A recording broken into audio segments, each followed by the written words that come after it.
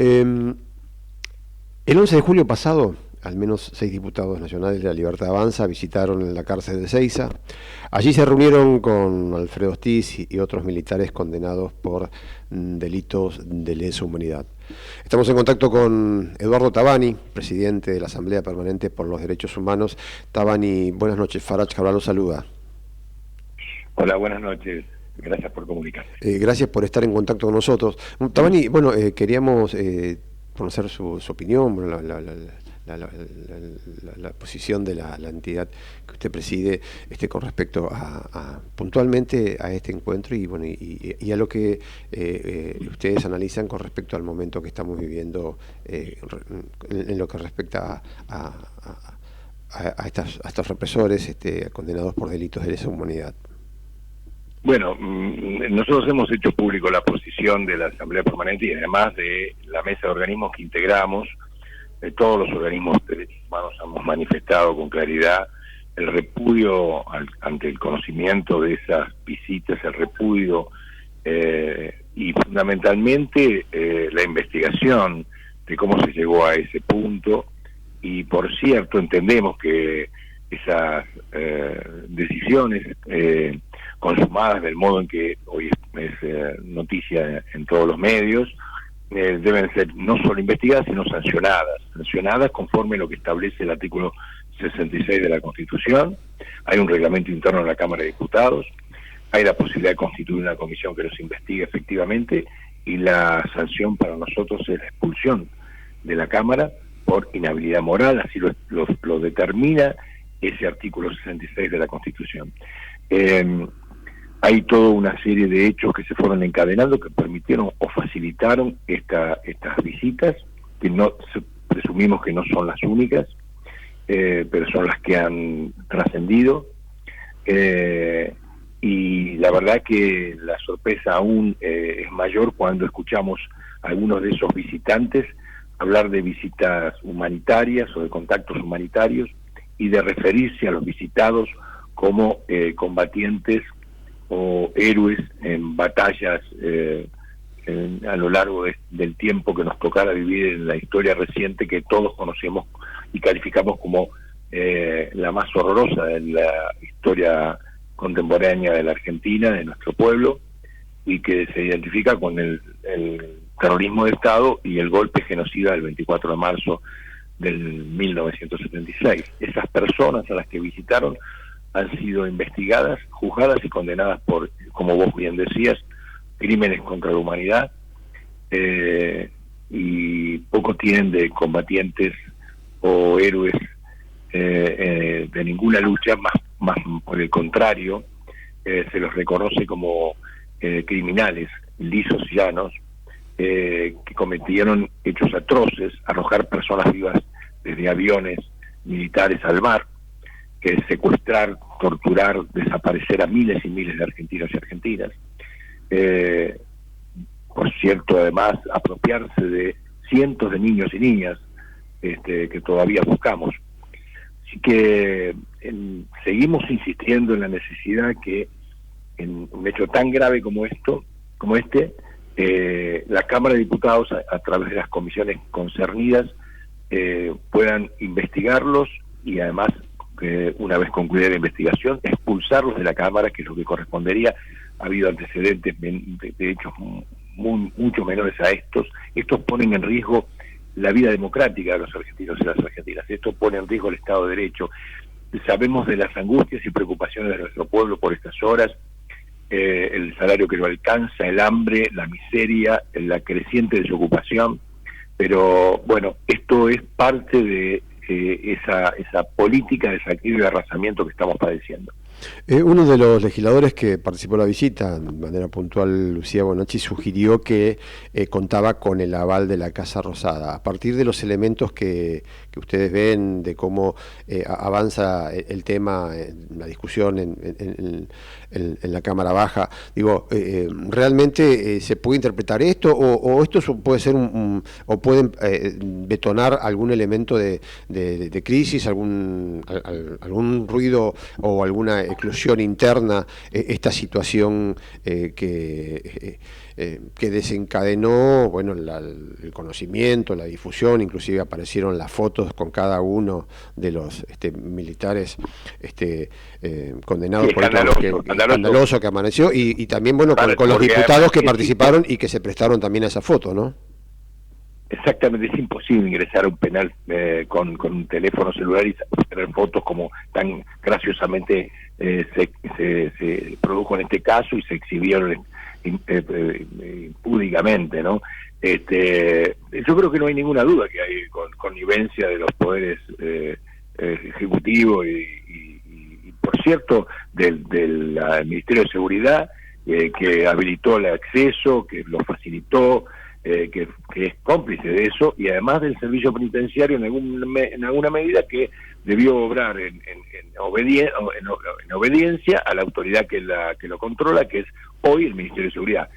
El Ministerio de Seguridad de la Nación es el responsable del control y del seguimiento y del servicio penitenciario, por lo tanto ahí hay una connivencia entre unos y otros, y a ver, este gobierno claramente ha comenzado una larga saga de expresiones antes de lograr el resultado que logró en las urnas, de discursos que negaban el terrorismo de Estado, que negaban la desaparición de personas, que negaban el saqueo al que fue sometido nuestro pueblo, y lo sostuvo a lo largo del tiempo una vez que asumió el gobierno. Y hay referentes del gobierno nacional que se expresan en ese sentido, que son en realidad reivindicadores de la dictadura genocida cívico-militar instaurada el 24 de marzo de 1976. Así que sin duda alguna hay responsables, instigadores, cómplices o cubridores de esta prácticas. Nosotros lo sostenemos. La respuesta que ustedes recibieron, o por lo menos en términos de la respuesta como pronunciamiento de parte de lo que es la oposición en el Congreso, digo, sí, lo que es la oposición dialoguistas, aquellos que también de alguna forma hicieron escuchar su voz, pero que no terminan de avanzar en un pronunciamiento o en el acuerdo necesario para llevar adelante o tomar la decisión de armar esta comisión que usted citaba ahora. ¿Usted cree que desde la oposición dialoguista lo que se busca es dilatar, o todavía no hay un punto de encuentro que permita poder definir cómo se puede avanzar con esta historia? Yo creo, bueno, lo decís con conocimiento, obviamente, pues bueno, supongo que tu audiencia también entiende perfectamente que existe, como sabemos, una oposición amigable, así se la conoce, y esa oposición amigable hoy sostiene los números necesarios para evitar el avance en la investigación. Yo espero que esto, porque en realidad no está en juego un tema que ligado al movimiento de derechos humanos. Esto excede el movimiento de derechos humanos, excede a esos referentes tan importantes, a las referentes tan importantes que el movimiento ha tenido y tiene, como las madres, las abuelas, ¿no? Es un tema de toda la sociedad, porque está en juego, vuelvo a decir, el Estado de Derecho mismo. Estas personas no solo violaron, secuestraron, asesinaron y desaparecieron personas del modo más increíble, aberrante y execrable, sino que además fueron los responsables de un golpe militar, cívico-militar, que derrocó un gobierno constitucional. Y eso también hay que tenerlo en cuenta. Y entonces admitir y tolerar quienes son hoy representantes del pueblo, en esas visitas, con las expresiones que dieron cuenta luego de esos contactos, de muchos o varios de esos representantes legisladores, nos alerta sobremanera, y advertimos sí entonces que hay ahí una cuestión a apuntar, a señalar con todas las letras. Es decir, si nosotros dejamos pasar este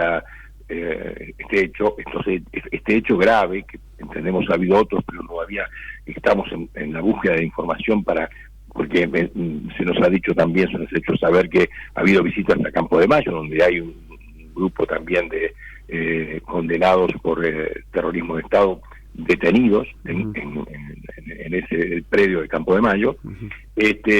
Bueno, acá ha habido connivencia también del Poder Judicial y ha habido algunos contactos. Bueno, ustedes tienen presente que hay un sacerdote, Javier Olivera Rabasi, que alienta o organiza y sostiene estas prácticas que son absolutamente contrarias a lo que nosotros entendemos debe hoy sostener la política, y la política que nos representa en el Congreso de la Nación, la política que hoy debe gobernar para todos los argentinos y las argentinas, y que en realidad llevan adelante este tipo de prácticas que son absolutamente repudiables. Nos preocupa mucho la actitud del radicalismo en el Congreso, salvando algunos casos puntuales, algunos muy puntuales, como digo, de algunos diputados que efectivamente han señalado esto como un hecho gravísimo y plantean también la necesidad de separar del cuerpo a estas personas, pero el resto pareciera mirar para otro lado o hacerse los distraídos en un hecho de tamaña gravedad. Tobani, la respuesta que ustedes instan, que ustedes postulan y que piden a la clase política, ¿es la que tiene que dar el Parlamento? ¿Hay otros estamentos? ¿La justicia también se puede apelar a la justicia para tener una respuesta ante esto? Sí. ¿Qué pasos se pueden dar en el caso de que no haya la respuesta política precisamente que ustedes están demandando finalmente no aparezca? Mira, nosotros en realidad, por cierto, que hay una respuesta política que es la que estamos demandando que adopte la Cámara de Diputados, que es la responsable de llevar adelante esa investigación y castigar estas prácticas, pero también, por cierto, hay una posibilidad de la denuncia penal, porque ha habido irregularidades manifiestas que deben ser sancionadas, ¿no? Porque alguna diputada ha reconocido que ha sido llevada engañada a esa visita, ha hecho una denuncia penal formal, concretamente en la Justicia Federal de Lomas de Zamora, que está cursando ahí la pertinente investigación.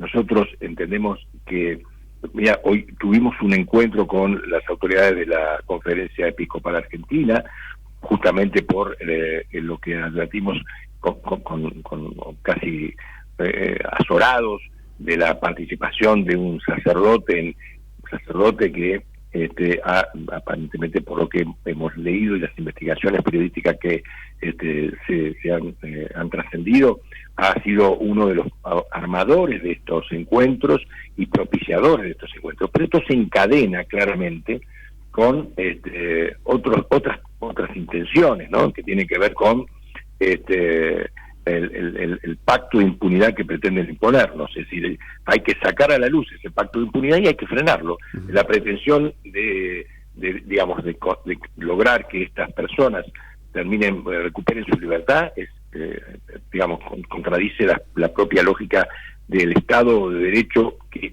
la Argentina y los argentinos en general a partir de 1983 construyeron con enormes esfuerzos y empeños, y que tanto nos costara, ¿no? Entonces, eso y otras realidades que atraviesan otros estamentos o agencias del Estado y del Gobierno, como por ejemplo el Ministerio de Defensa, que está en procura de habilitar a través de un proyecto que va a estar en tratamiento en la Cámara de Diputados, de que las Fuerzas Armadas vuelvan a intervenir en los asuntos internos de la Argentina, en territorio argentino, en temas que tienen que ver con reprimir al interior del país, como digamos fueron habilitadas en la década del 70 y concluyeron siendo lo que fueron, ¿no? Haciendo lo que hicieron, y terminaron juzgadas y condenadas por haber justamente actuado de ese modo, contrariando la ley y la propia Constitución. Bueno, todo eso, vuelvo a decir, se encadena de una manera tal que, si seguimos mirando para otro lado, confundiendo esta realidad tan oprobiosa, un día nos vamos a encontrar que la instalación de un Estado autoritario en perjuicio de la inmensa mayoría de nuestro pueblo. Y eso nosotros no estamos dispuestos a tolerarlo. Hemos sufrido las consecuencias como sociedad del horror que implicó ese tiempo, y creemos que estamos en condiciones de defender con la ley en la mano y la Constitución la democracia que tanto esfuerzos y empeños nos llevase, ¿no? Eduardo Tabani, presidente de la Asamblea Permanente del Pueblo de Derechos Humanos, acá con nosotros en Punto de Referencia. Gracias, Tabani, por compartir no, gracias a ustedes por permitirme este diálogo con vos, y gracias a la audiencia por atenderlo. Eduardo Tabani.